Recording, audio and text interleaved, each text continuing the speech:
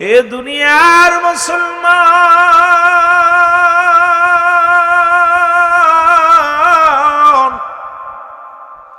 পৃথিবীর মধ্যে তিনটা বিপদ। নাম্বার ওয়ান হলো মানুষের মরণ। এক নাম্বার বিপদ হলো মরণ, দুই নাম্বার বিপদ হলো কবর, তিন নাম্বার বিপদ হলো কিয়ামতের ময়দান। এক নাম্বার বিপদ মরণের পেয়ালা পান করতে হবে, এর মধ্যে কোনো সন্দেহ নাই।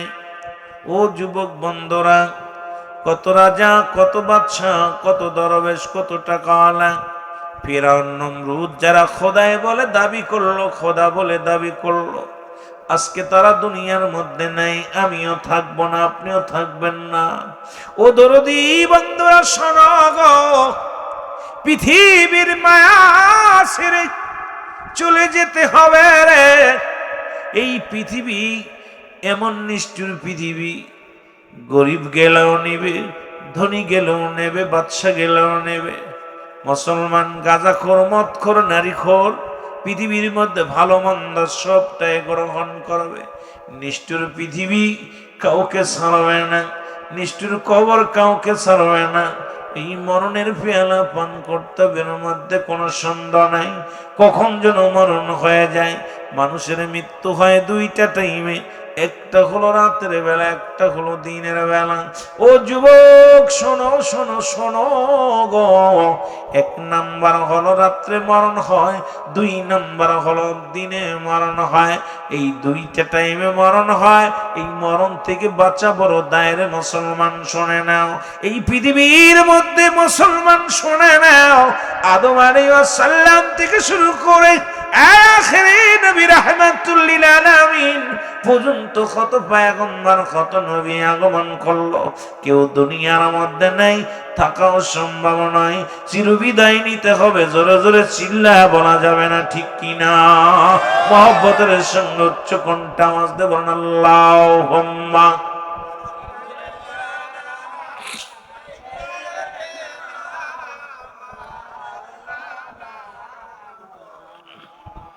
ওয়ালা আলি সাইয়্যিদিনা। তুমি ভাবছো কি রে মন, কবরের জিন্দেগি হবে তোমার আপনজন? তুমি ভাবছো কি রে মন, তুমি ভাবছো কি রে মন, কবরের জিন্দেগি হবে তোমার আপনজন? বলো, কবরের জিন্দেগি হবে যাদের জন্য করলা তুমি কতই কষ্ট দিনি, কেউ হবে না সঙ্গের সাথী, কেউ হবে না সঙ্গের সাথী, রাখবে কবরে যেদিন। তুমি ভাবছো কি রে মন, কবরের জিন্দেগি হবে তোমার আপনজন? তুমি ভাবছো কি রে মন, তুমি ভাবছো কি রে মন, কবরের জিন্দেগি হবে? বাড়ি গাড়ি নতুন বিবি করছো আরো কি, সব সারিয়া যেতে হবে তোমার একদিন, সব সারিয়া যেতে হবে তোমারই একদিন। কিবা জবাব দিবে তুমি কঠিন কবরে, ও ভাই কঠিন কবরে। তুমি ভাবছো কি রে মন, কবরের জিন্দেগি হবে তোমার আপনজন? বলো, কবরের জিন্দেগি হবে? তুমি ভাবছো কি রে মন, তুমি ভাবছো কি রে মন, কবরের জিন্দেগি হবে তোমার আপনজন? বলো, কবরের জিন্দেগি হবে? এই দুনিয়ার মুসলমান,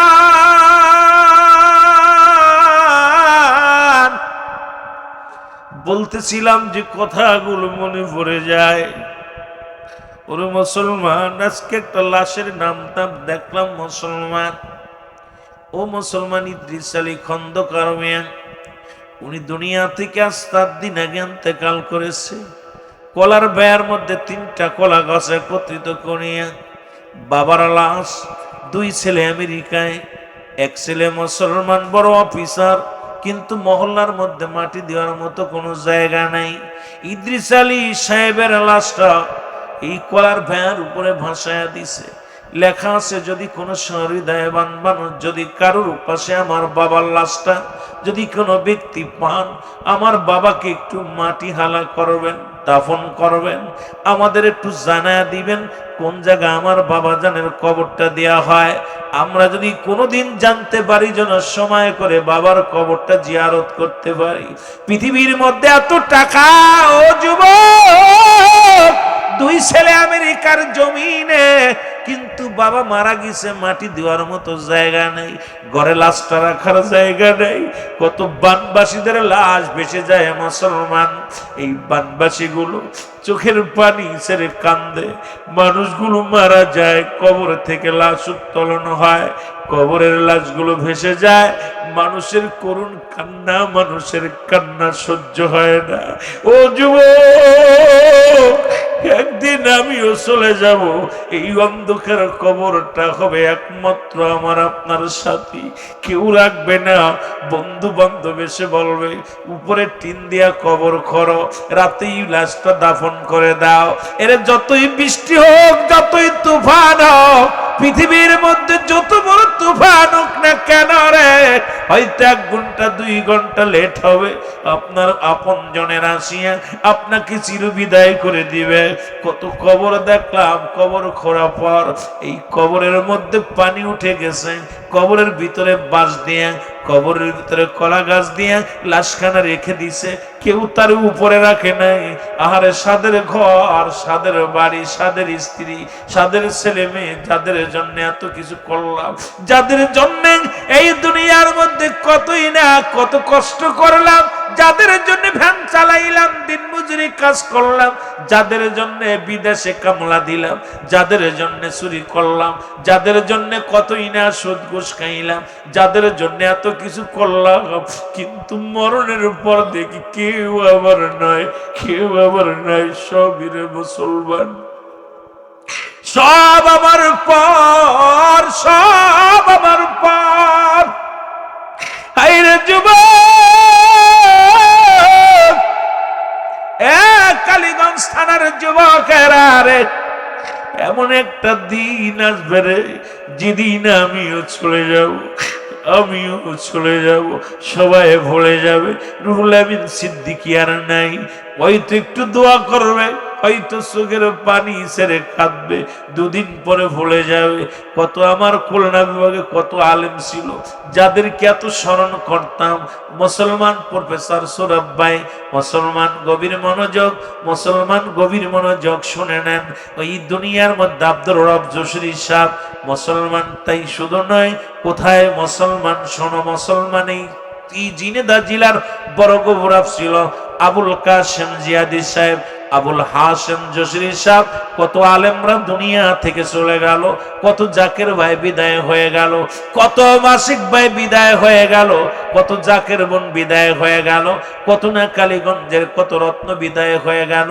এই রকম আজিজুল ভাইয়ের মতো নয়, হাজার হাজার জাকের ভাইয়েরা আজকে দুনিয়া থেকে চলে গেছে। কে বা কয়েকজনের স্মরণ করে, কে বা কয়েকজনের জন্য কান্দে। এরে মুসলমান, 2 দিন 3 দিন পরে, 2 মাস 2-4 বছর পরে ভুলে যাবে। তবে এমন একটা দরবারের মুরিদ আমরা হয়েছি, কিয়ামত পর্যন্ত, যতদিন পর্যন্ত এই দরবার থাকবে, একজন জাকের দুনিয়ার মধ্যে জিন্দা থাকবে। দোয়া চাইলেও পাবো, না চাইলেও পাবো, কারণ বিশ্বলির মুরিদ হওয়ার কারণে আমাদের মর্যাদা বেড়ে গেছে, আমাদের মর্যাদা বেড়ে গেছে, দাম বেড়ে গেছে। আপনি দোয়া করলেও চাইলেও পাবেন, না চাইলেও পাবেন। আজকে আমাদেরকে নিয়ে যারা হিংসা করেন, জাকিরদেরকে নিয়ে উপহাস করেন, জাকিরানদেরকে নিয়ে আপনারা যারা মুসলমান, যারা আমাদেরকে নিয়ে হাসি তামাশা করেন, একবার বয়া বয়া চিন্তা করেন। এমন একটা আজকে বাবা সন্তান, বাবা মারা গেলে সন্তান কিছুদিন পরে ভুলে যায়, স্ত্রী স্বামী মারা গেলে কিছুদিন পরে ভুলে যায়, স্ত্রী মারা গেলেও স্বামীও ভুলে যায়, ভাই চলে গেলে ভাই ভুলে যায়। কিন্তু এমন একটা দরবারে মুরিদ হইলাম, কিয়ামত পর্যন্ত যতগুলো দোয়া হয় জাকের ভাই বোনদের জন্য, আশিক ভাই বোনদের জন্য কিয়ামত পর্যন্ত দোয়া চলবে। এই জন্য আমি বলবো আপনাদেরকে, যারা বিশ্ব জাকের মঞ্জিলে বায়াত গ্রহণ করেছেন, আপনাদের কপাল ভালো। এই বিশ্ব জাকের মঞ্জিলে মুরিদ হওয়ার জন্য ভাগ্য লাগে, কপাল লাগে। এদেরকে যতই আপনার উপহাস করেন, যতই বেদাতি বলেন, যতই নাদাত বলেন, যতই কাফের বলেন, আর যতই ফতোয়া দেন, শুনে লন, একমাত্র জাকেররা ছাড়া এই রকম দিবানিশি কেউ কারোর জন্য দোয়া করে না। জোরে জোরে চিল্লায় বলা যাবে না, ঠিক কি না? যতই আমাদেরকে আপনারা, আপনি কোন দরবারে যান, যত দরবারে যান না কেন, 2-4 দিন পরে ভুলে যাবে। আর আমার কেবলা জানো হুজুর শিক্ষা দিছে, যত ওয়াক্ত নামাজে দোয়া হয়, যত নামাজ জিকির আজগার করা হয়, এরপরে নফল নামাজ পরে বকশানো হয়, পাক কালাম ফাতিহা শরীফ পড়ে সব রেশানি করা হয়, সব করা দোয়ায় আল্লাহ যে জাকের ভাই বোন যে যেখানে ঘুমায় আছে সবার কবরে সব পছন্দ হয়। জোরে বলেন ঠিক কিনা? রুহে সব পছন্দ হয়। সুতরাং এই দরবারের মুরিদরা নিয়ে যায় যারা উপহাস করে, আমি মনে করি তাদের কপাল খারাপ। এদেরকে নিয়ে যারা হাসি তামাশা করে, আমি মনে করি এদের জ্ঞানের অভাব। আমি বলবো দাদু, আপনাদেরকে গালি দিই না, আমরা আপনাদেরকে মন্দ বলি না, আপনারা আমাদেরকে বেদাতি বলেন। বেদাতি বলেন নবীকে ভালোবাসার অপরাধী, বেদাতি বলেন ওলি আল্লাহদেরকে ভালোবাসার জন্য, বেদাতি বলেন আমরা জিকির আজগার করি, বেদাতি বলি আমরা নবীর মিলাদ পড়ি, বেদাতি বলি আমরা নবীর কিয়াম করি। আমাদেরকে বেদাতি বেদাতি বেদাতি বলা শুরু করছেন। আমাদের কোনো দুঃখ নাই, দুঃখ নাই, যত যা বলবেন বলেন। তবে একটা চিন্তা করবেন, বিপদের সমাজে বন্ধু, প্রকৃত বন্ধুই হলো তিনি যিনি আমার বিপদের বন্ধু। জোরে বলেন ঠিক কিনা? সুতরাং আপনি বয়া দেখেন, একবার বিবেচনা করে বয়া দেখেন, আট্টসি দরবারে আমার জাকের ভাইরা ছাড়া আমার এই বিপদের কালে, ওই মরণ কালে, মরণের পরে আমার জন্য দোয়া করার মানুষ থাকবে না। আপন ভাই ভুলে যাবে, ছেলে ভুলে যাবে, বন্ধু ভুলে যাবে। বিশ্ব জাকের মঞ্জিলে একজন জাকের যদি খাড়া থাকে, কিয়ামত পর্যন্ত দোয়া হবে। ততদিন বেঁচে থাকবে, তার জন্য চাইলেও দোয়া হবে, না চাইলেও। জোরে বলে ঠিক কিনা? আমরা কি মিথ্যা কথা বলতেছি না সত্য কথা? জোরে বলেন, সত্য না মিথ্যা বলছি? এই জন্যই ভাই কপাল লাগবে বিশ্ব জাকের মঞ্জিল চিনার, বিশ্ব জাকের মঞ্জিল বুঝার, বিশ্ব জাকের মঞ্জিল সম্পর্কে জ্ঞান ধারণা করতে হলে আপনাকে আরো গবেষণা করতে হবে। আপনি যাবেন পিকনিক করতে, হাড়ি পাতিল নিয়ে যায় খাওয়া দাওয়া করবেন, রান্না করবেন আর খাবেন, আয়া শুধু গিবাত করবেন, আয়া বলবেন আট্টসি বাল না, আট্টসি বেদাত না, যায় হারাম। এটা আপনাদের চরিত্র হয়ে গেছে, কারণ আপনাদের স্বভাব হয়ে গেছে এটা। আমার বাজানরা এখনো সময় আছে, এখনো সময় আছে ভালো মন্দ বোঝার। এখনো যদি জ্ঞান না হয়, এখনো যদি আপনারা বুদ্ধি না হয়, এখনো যদি বিবেক না হয়, আমাদের কিছু করার নাই। তবে সত্য কথা বলি যে আপনারা একটু যায় দেখেন, যায় দেখলে আপনার চক্ষু খুলে যাবে। এই চক্ষু খুলে যাবে আমরা কোথায় আসি, কোন জগতে আসি। যেটা বলেন ঠিক কিনা? মহব্বতের সঙ্গে দুরূদ শরীফ আল্লাহুম্মা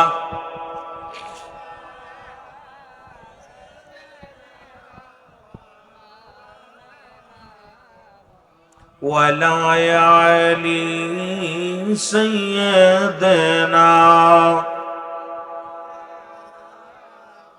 আরো জোরে বলেন আল্লাহুম্মা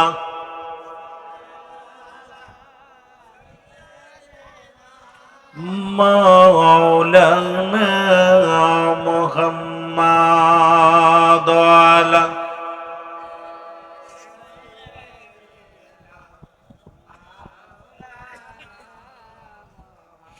बदशाह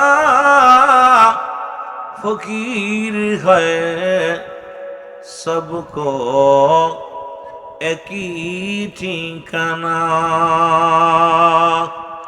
बदशाह फकीर है सबको एक ही ठिकाना। के राजा के बादशाह যুবক, গরিব মারা গেলে 3.5 হাত কবর, ধনী মারা গেল 3.5 হাত কবর। আমার দেশের প্রধানমন্ত্রী, 3 বার সফল প্রধানমন্ত্রী ছিলেন বেগম খালেদা জিয়া, উনিও মারা গেলেন। ওনার কবরটাও 3.5 হাত, একটা মোটা একটু বেশিও নিতে পারে নাই, কমনে নাই। ও যুবক শুনে নাও, আজকে আমার দেশের যিনি মুসলমান শুনে নাও, অসংখ্য বড় বড় নেতারা ছিল যারা দুনিয়া থেকে বিদায় হয়ে গেল। আপনার ঠিকানা 3.5 হাত একটা জায়গা। এই দুনিয়ার কত সম্পদ লইয়া দুনিয়ার মধ্যে কতই না হট্টগোল করলা। ও যুবক বন্ধুরা শুনে নাও, যে কথাগুলো বলি দিলের কান্ডা লাগে, শুনে নাও। 1 নাম্বার হলো মরণ, 1 নাম্বার হলো মানুষের মরণ। এই মরণের কথা বলতে যাইয়া আল্লামা মুফতি আমজাদ আলী সাহেব একটা কিতাব লিখলেন, কিতাবের নাম্বার শরিয়াত। এই কিতাবের মধ্যে লিখলেন, বলে দুনিয়ার মানুষ শুনে নাও, মানুষ যখন সাধারণ মৃত্যুবরণ করে 70টা তাজা উটের গায়ের চামড়া জবাই না করিয়া উল্টো দিকে টান দিয়া লবণ আর মরিচ লাগা দিলে যতটুকু যন্ত্রণা হয়, ও যুবক শোনো শোনো, যতটুক যন্ত্রণা হয় এর চাইতে 70 গুণ যন্ত্রণা হলো একটা সাধারণ মৃত্যু। এখন যারা মরণকালে পায়খানা করে দেয়, মরণের সময় যারা প্রস্রাব করে দেয়, মরণের সময় যাদের চোখ দুটি বড় বড় হয়ে যায়, মরণের সময় যাদের জিহ্বা বাইর হয়ে যায়, তাদের মরণটা কত কঠিন হয়। আর সাধারণ মৃত্যু যদি এত কঠিন হয় রে, সাধারণ মরণ যদি এত কঠিন হয়, যারা মরণের সময় যাদের পায়খানা প্রস্রাব করে দেয়, কত মানুষের গোসল করাইলা, কত মানুষের দাফন করাইলা, কাফন পরাইলা, ওই কাফনের সময় দেখেছি, গোসল করানোর সময় দেখেছি, ও মুসলমান মালাকুল মউত যখন জানটা নিয়ে গেছে, তারা মুসলমান পায়খানা পর্যন্ত করে দিছে, জিহ্বাটা বড় হয়ে গেছে আর গালের ভিতরে যায় নাই, চোখ দুটি বড় বড় হয়ে গেছে আর বন্ধ করা যায় নাই। এরে এমন মৃত্যু যদি আসে রে, ওই কঠিন মৃত্যু যদি এত সহজ মৃত্যু যদি এত কঠিন হয়, আর যদি যাদের কঠিন মৃত্যুটা হবে, এই মৃত্যুটা কতই না কঠিন হবে, জোরে বলেন ঠিক কিনা? আমার মরণ আসিবে কখন কেউ তো জানি না, আমার পাঠাইয়া নূর নবীকে পাঠাইয়া দিলা ইসলামের দাওয়াত দিয়া, লা ইলাহা আর জোরে লা ইলাহা, লা ইলাহা মুহাম্মাদুর সাল্লাল্লাহু আলাইহি ওয়াসাল্লাম। সবাই তাসমিহ জাতির জিকির করেন, তাসমিহ যাও, আল্লাহ আল্লাহ।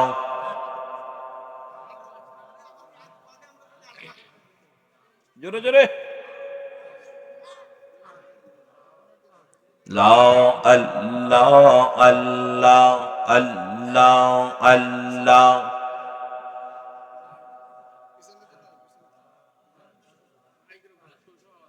দমে দমে টান মৌলার নাম, দমে দমে টাওয়া আল্লাহ আল্লাহ।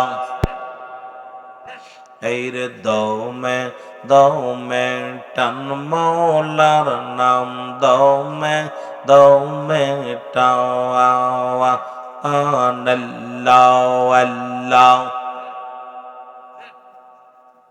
আরে না আনো একাউলিয়া কাছে টেনে আন মৌলার নাম, দমে দমে টাওয়ান আল্লাহ আল্লাহ।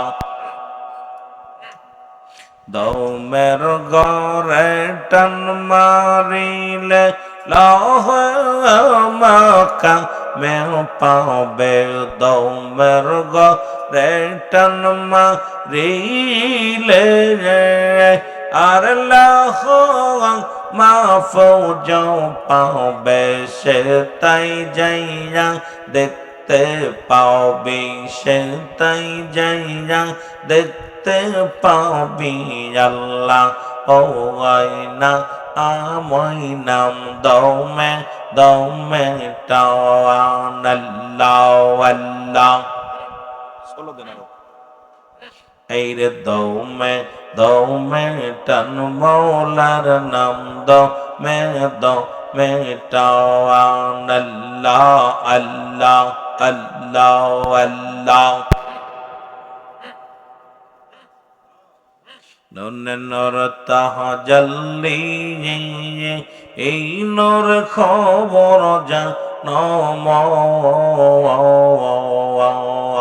আল্লাহ আল্লাহ নূরে নূর তাহাজ্জলি এই নূরের খবর জাননি আল্লাহ আল্লাহ নৈরিয়া হাম্মাদি ও আসর দর ওসনুর সিহনিয়া সেজদা কর নবীর উম্মত গণ নূর তাহাজ্জলি এই নূরের খবর জানম আল্লাহ আল্লাহ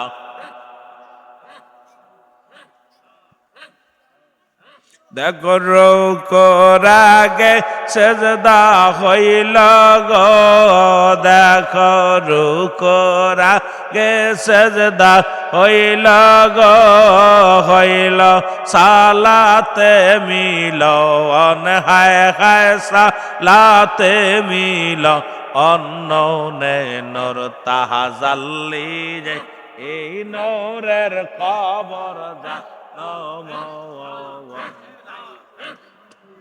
ভাই পোসাবের গন্ধ কয় পোসাবখানের কেরোসিন তেল মারেন নূরে নূর তাহাজ্জলি এই নূরের খবর জানম আল্লাহ আল্লাহ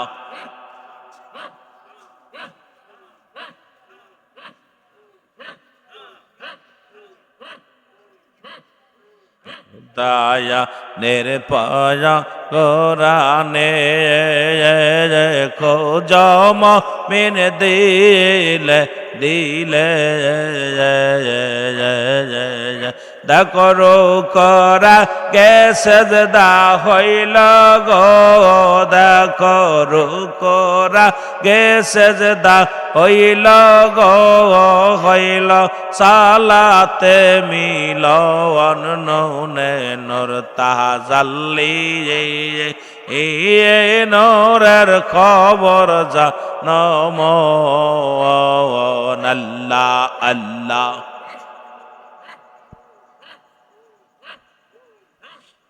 কে গো তোমরা যাইনা দাও গো মুর্শিদ আমার খায় খায় মুর্শিদ দয়া আমার আমি পীরবি হনে বাসিব না আমি পীরবি হনে বাসিব না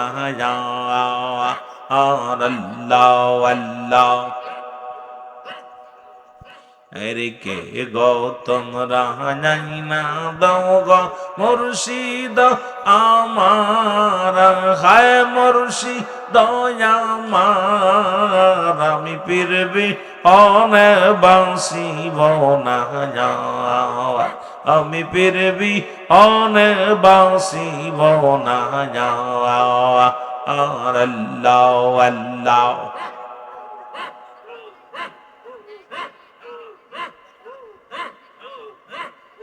লা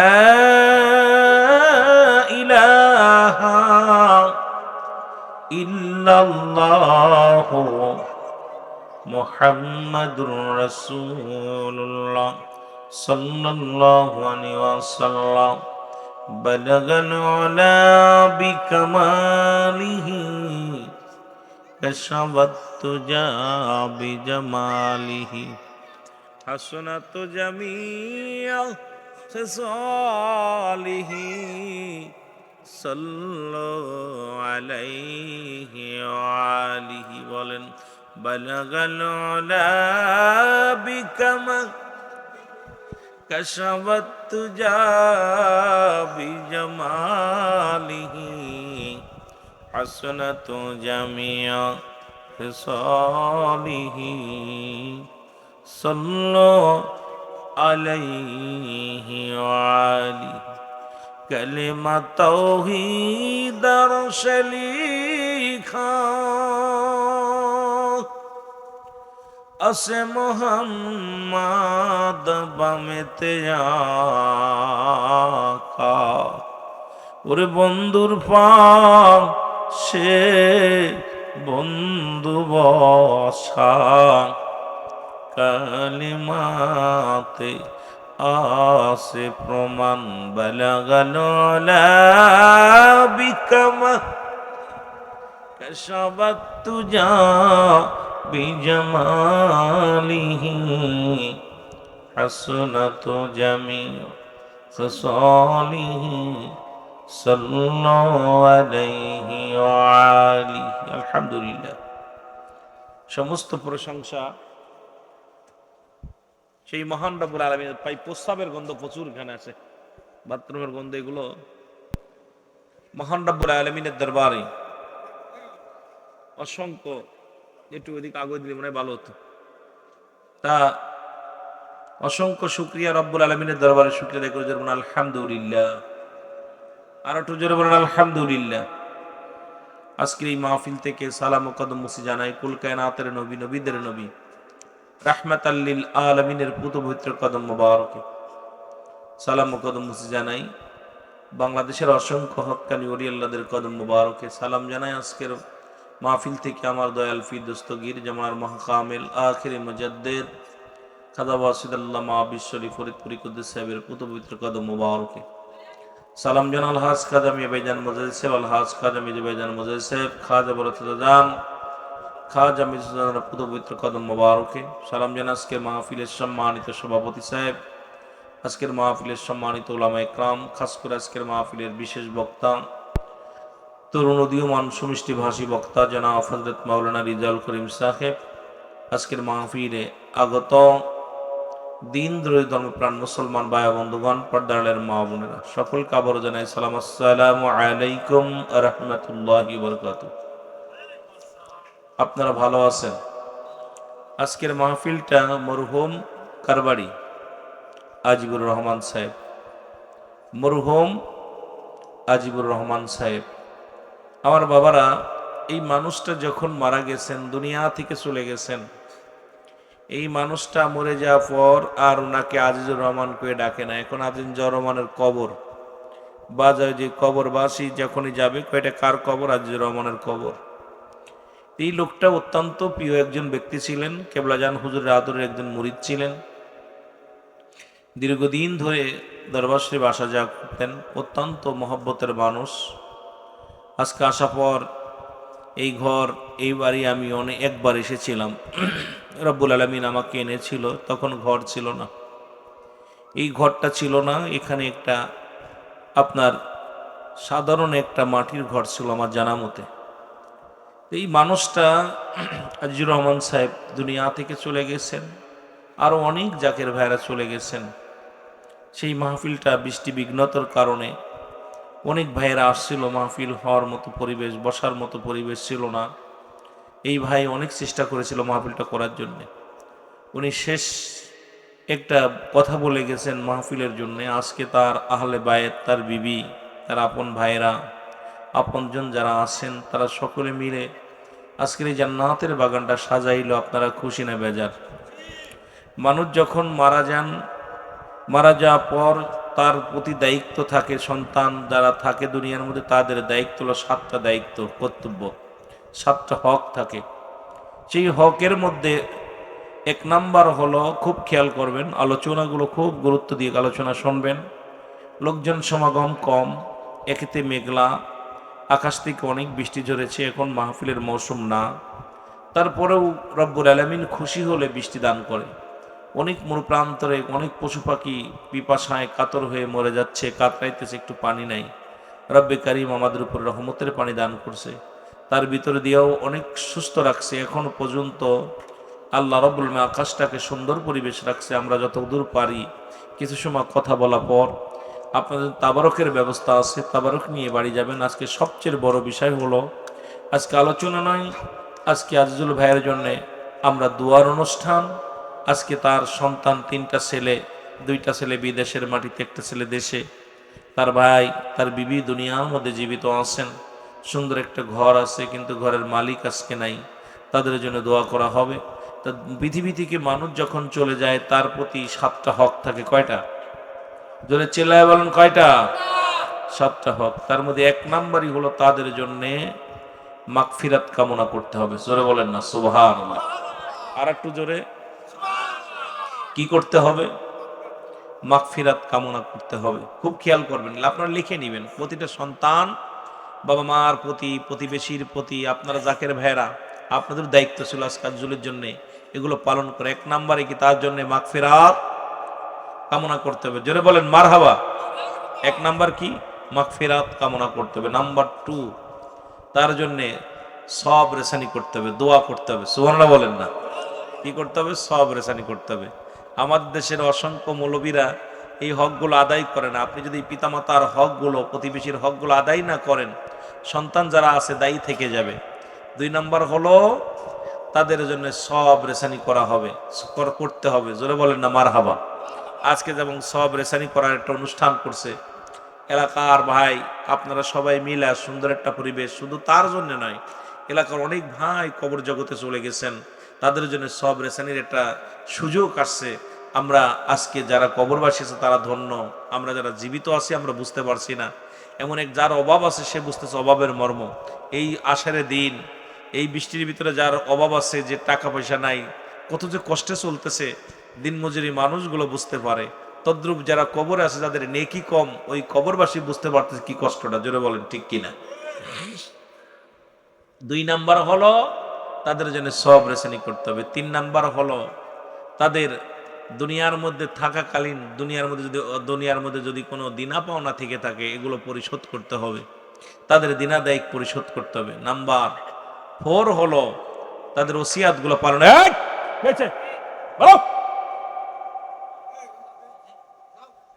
বাইরে করে দেন সব।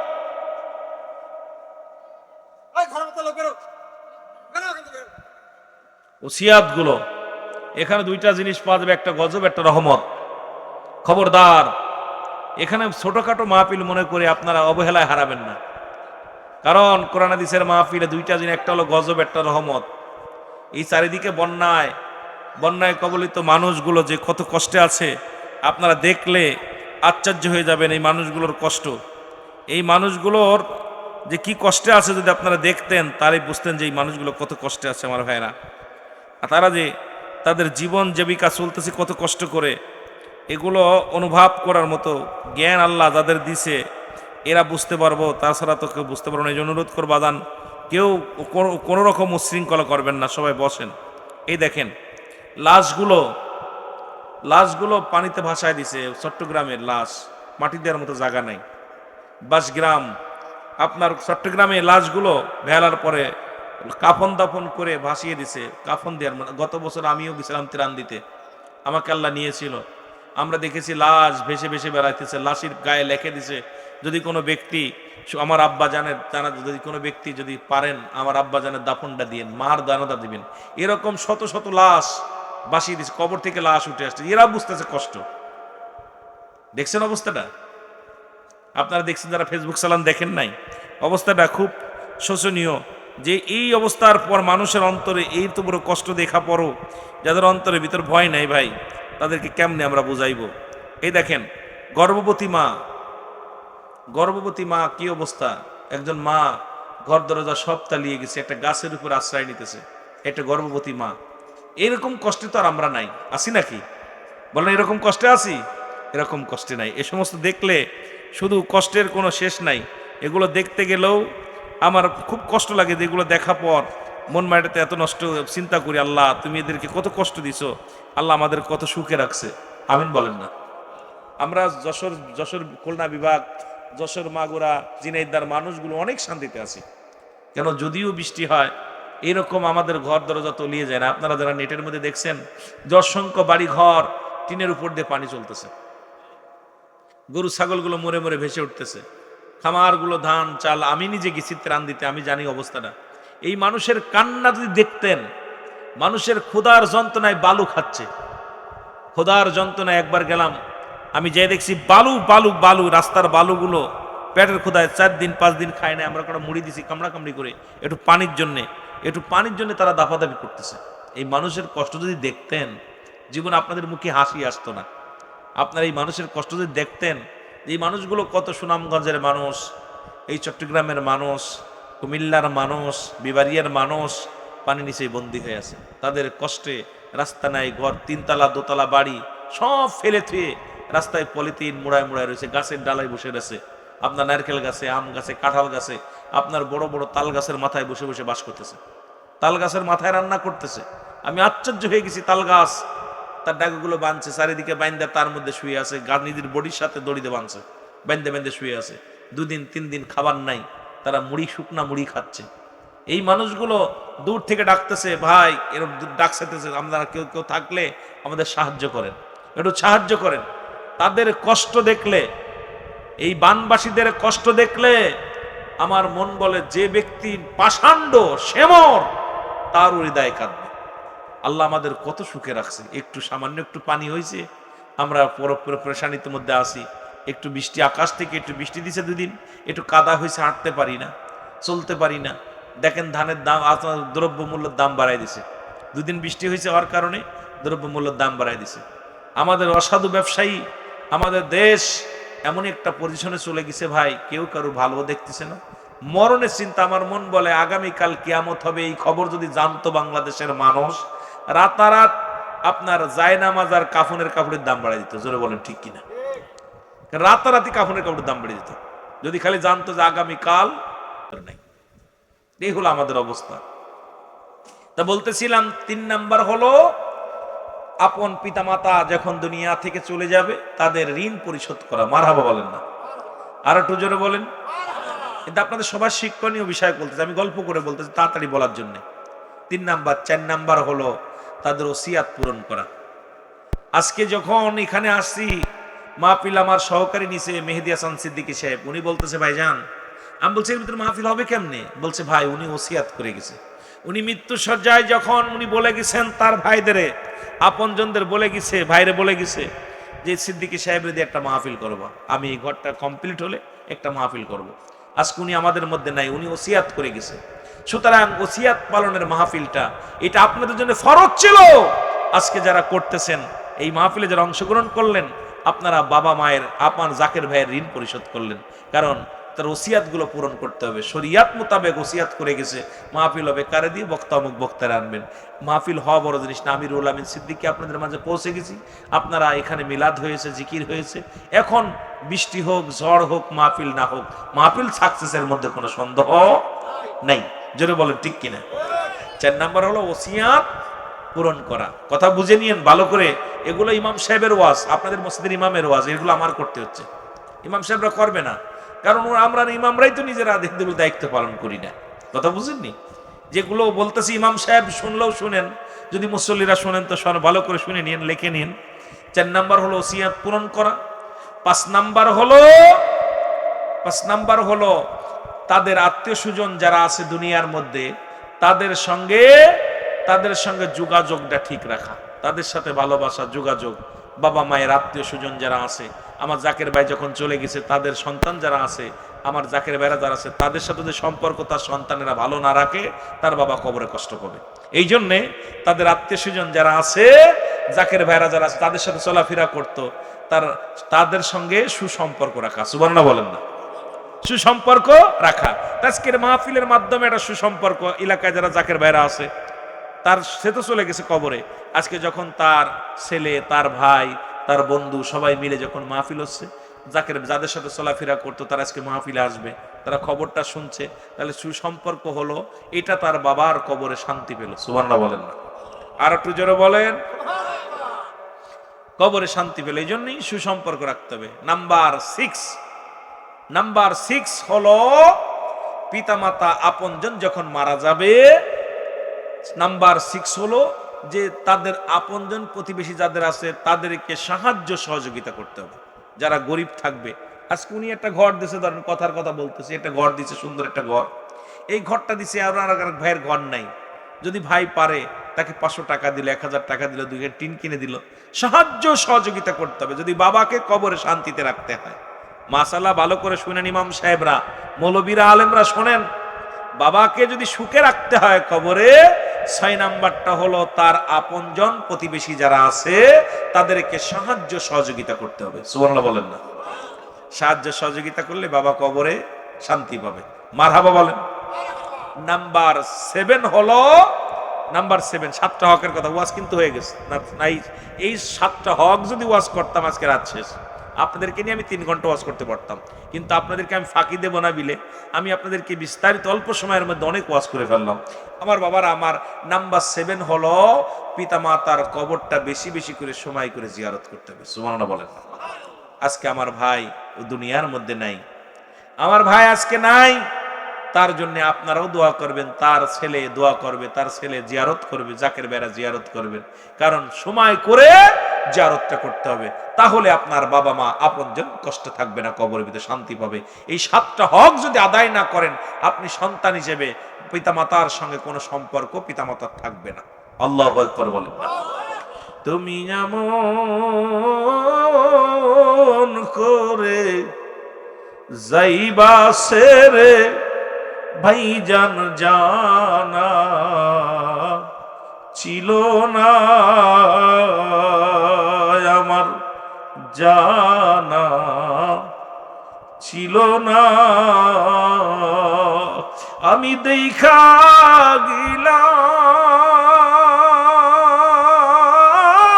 গেলাম নূরের ছবি, আবার এসে দেখি নাই, জানা ছিল না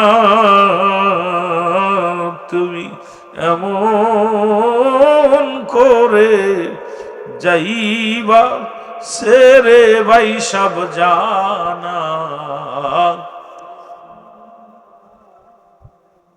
ইরে আত্মাতে আত্মামিশায়া, ও জাকের ভাই বলছো তুমি কত কথাও, এখন তুমি কোথায়,